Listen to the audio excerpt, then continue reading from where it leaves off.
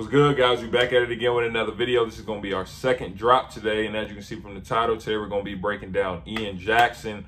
Obviously, ESPN just came out with their updated 2022, 2023, 2024 rankings. I mean, if you guys don't, look at my community tab, make sure you go check it out. I always send out updates, next video that's dropping, or what do you guys think? Who should I do my next breakdown on? But I posted some of the rankings in there, and I was asking, okay, what do you guys think about them? Who do you see that drop that you don't agree with, or got raised in the rankings, and also who do you want to see breakdowns on? And I got comments on that about Ian Jackson. I got comments on other videos that I made about Ian, and I also got DMs talking about doing a breakdown on this kid right here. 6'5". I've seen him listed as a small forward and a shooting guard, depending on the website, ESPN or 24/7. But he's also from New York.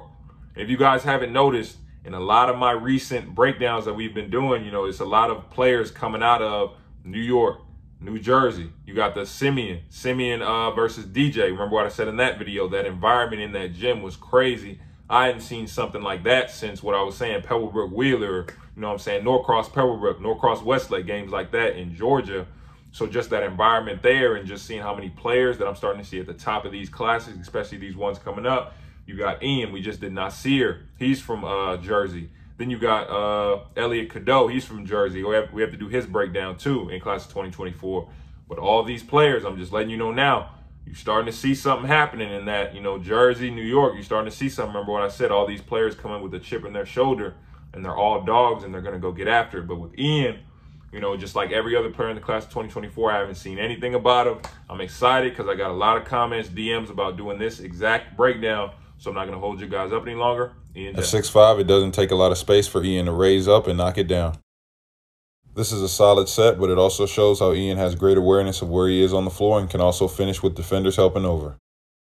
Ian Jackson is an above-average athlete, and once he gets space in transition, you already know it's going to be showtime. On back-to-back plays, he finishes with a windmill, and on the next one, he finishes with the easy two-hand dunk. Again, Ian shows great spatial awareness in that he can finish with either hand around the rim. And like I said earlier, this is a player you have to run off the line because he can knock down shots from all over. Extremely cerebral play here, recognizing the defender isn't looking and cutting to get the easy lay. And as you're going to see on this next clip, what did I just say? You give him any type of space on the perimeter, you can go ahead and count it. Wide open top of the key, easy Tracy. And don't forget what I said earlier, if you give Ian space to jump, let's just say that's a great business decision by the defender. He doesn't only score with open threes and fast breaks, though. Ian also has a bag that allows him to get by defenders whenever he wants to and finish at the rim with contact. It's extremely impressive for a player at this age to understand how to get open and knock down threes off the hop, while also being able to put it down on the floor, come off ball screens, and pull up whenever the defender goes under. Okay, so Ian, if you guys didn't notice, in the breakdown, we actually did two different games. The first one, which had more clips, was from his game about 3 to 4 days ago. He played on ESPN. He actually dropped 30. You even saw it on the graphic. He had an efficient 28 at the time. Of course, he scored after that to get his 30 ball. Second game was a game I just found on YouTube. It looked like a home game. Of course, like I say with all players, I want to give you guys enough clips so you can see, okay, how is this player effective on the court? How does he do what he do? You know what I'm saying? Why is he ranked that high? Things like that. So let's just jump into Ian's game, right? When we're talking about, first thing I want to talk about when we get into his game is he's cerebral as a player, right? When I say cerebral, being a cerebral player, that's basically being able to think the game as you're playing, right? So with him, first thing I want to talk about, like, of course, in the out of bounds set, they have a play, but he's able to recognize, okay, my defender's sleeping, I'm just going to back cut. I don't have to run the play. I can just back cut. I can get an easy layup. It's simple, right? That's one thing I would say for everybody. Be able to, don't just be a robot on the court.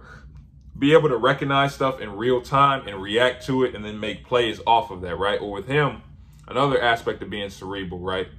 With a lot of 5 stars, 4 stars, top players, you'd like to see that they all like to have the ball in their hands. They want to do dribble, da-da-da-da. That's the only way they really know how to score. They don't know how to cut, right? So with Ian, you saw, like I just said, he cuts when the defender's sleeping, or he moves without the ball.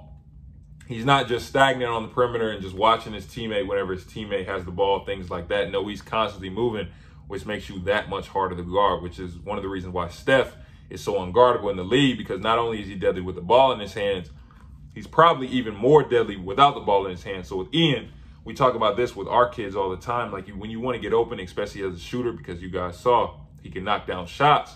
You can't just pop out because your defender is going to stay with you. Ian understands even as a sophomore, okay, I got to walk my defender down slow, then pop out to get open. Like just things like that from an early age is big time. Just being able to understand that, okay, to get open, I can't just pop out. I gotta fake my defender first to get open, especially as a shooter. And even when he catches it, we'll talk about his shooting a little bit. Even when he catches it, you know, you're taught left, right, right, left, you know, and that is the right way. But even if you look at it in the NBA, some of the top shooters they hop into their jumpers. They hop into it. Steph does it. Dame does it. Some of the quicker shooters who get their shots off faster, when you wonder why Steph, Dame, players like that, Trae Young, get their shots off against footers, things like that, bro, it's because they're not left, right, and these dudes will literally come off, hop, and it's gone. It gets the shot up that much faster. I'm seeing that with Ian. And even with his jumper, it's not even off the catch, like I said. But if you do leave him wide open, he can shoot it with range. You saw how fluid his stroke is. Like, it looks easy, but he can also knock it down. Also, you know, dribbling. You saw it might seem so simple, but, you know, for certain players, it's not that easy, especially that young, being able to understand when I come off this ball screen, if my defender goes under, or if they switch, you know what I'm saying? For most bigs, if a big is switched onto a guard, he understands, okay, he's quicker than me, he can probably get by me, so he's going to play back a little bit. So you saw when Ian comes off, his defender goes over and the big is on him for a second. Hezzy, the defender, he's not going to be there. Of course, it's a big, right up, raise up, knockdown. It's easy.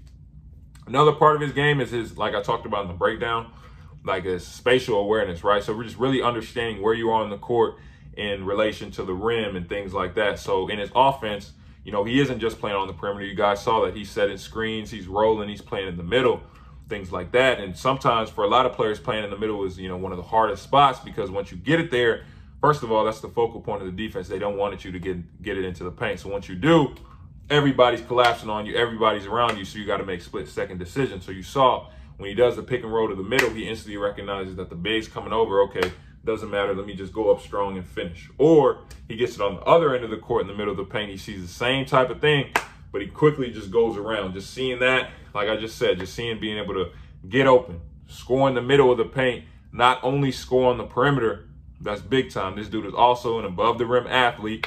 You saw he scores in transition a lot. I will say, I did see a good amount. I saw a couple leak outs, things like that, but these were blowout games. So I understand, okay, you're trying to get some highlights, things like that. But in transition, this dude is fluid. He's finishing above the rim. You saw he gets the handoff, goes downhill. He makes the defender make a business decision, which was a smart one because he got up on that and punched it for real. Another thing I want to talk about is just something that, you know, I kind of wanted to see a little bit more. But granted, you know, within their offense, like I said, he doesn't just play on the perimeter, which is why on ESPN they have him listed as a small forward, when I would probably lean a little bit more shooting guard.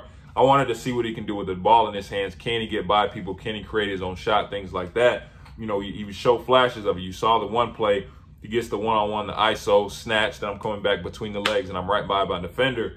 And even with him trying to block me, draped on me, I'm still going to have the tough finish, things like that. You know, obviously, I do want to see a little bit more of things like that. But again, these were blowout games, and the offense that they're running is obviously extremely effective because they're winning these games.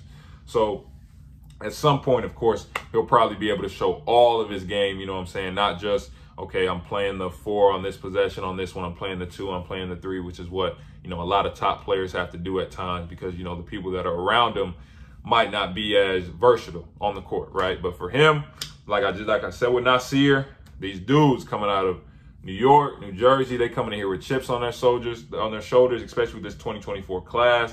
Elliot Cadeau, players like that. I got to do his breakdown, but I'm starting to see a lot of these dudes coming through. I want you guys to make sure you're paying attention because I'm seeing a lot of these guards coming out of that area. Guards, some bigs, and they're nice.